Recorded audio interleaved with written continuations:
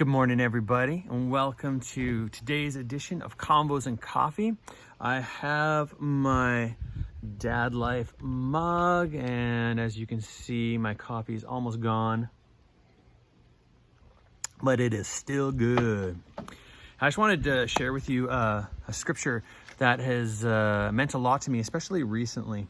And we're really living in a time where there's a ton of uncertainty, and we don't necessarily know what tomorrow might bring. But this really simple, really short scripture, I think it speaks very loudly through all the rest of the chaos. And it comes from Psalm 27, and it is verse 14. And it simply says, "Wait on the Lord, be strong, take heart, and wait on the Lord." And there's three very important bits of advice in there for us. And the first one of those is to be strong. We are a people whose God is the Lord. He is in control. And we know this to be true. If there's anything that we should be able to be, it is strong, because we do not have to bear the weight of all the burdens. We are not the ones who have to protect ourselves. We're not the ones who have to fight our battles. We actually leave those things up to the Lord. And as we know, He is our shelter. He is our shield. He is our fortress. He is our deliverer. He is our banner in battle. And so no matter what we are facing, we should know that He will help us to remain strong through it all. Even in times of pandemic, we can remain strong. Maybe we've lost a job and we don't know where the finances are coming from. We still can remain strong because we know that if we just put everything into His hands, He's got it under control. The second thing that this scripture reminds us of is that we are to take heart. And what does that even mean, take heart? Well, it really means just stay encouraged. It can be so easy to just let our minds drift off and let our minds take over. Sometimes you need to see your mind as like the little puppy whose mind is taken away by the squirrel, right? Squirrel!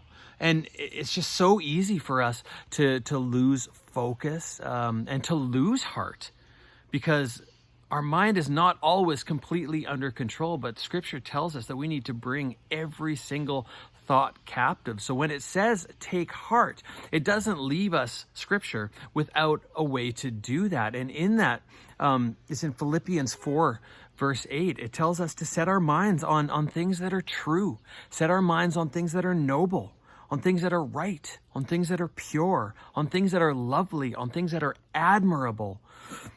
If it is excellent, or if it is praiseworthy, those are the things that we are supposed to set our minds on.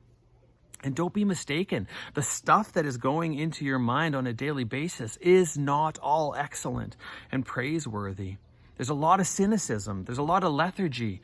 There's a lot of people in the world who do not want to see the church or Christians succeed. And that's a difficult truth, but we do not have to take any of that information in. We don't even have to listen to that outside noise. We just need to listen to what God is saying about who His church is and who we are. And in that, we can just look at Jesus' promises, and we can know that He is trustworthy, He is admirable, He is praiseworthy. And setting our minds on that, on Him, will help to keep our hearts in the right place. It will help to keep us encouraged. And then finally, it just reminds us again, wait on the Lord.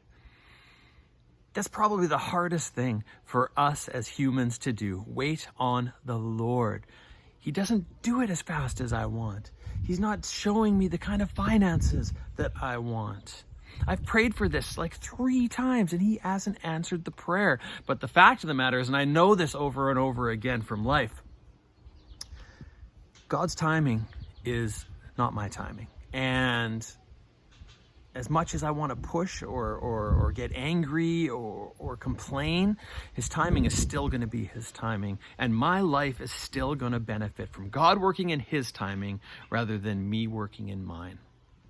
So just today, as you go about your business, you're waiting for all this COVID stuff to wrap up, as you're waiting to get back to church or get back to your job, or you're waiting for a financial miracle or a miracle in your body, just remember the verse, wait for the Lord.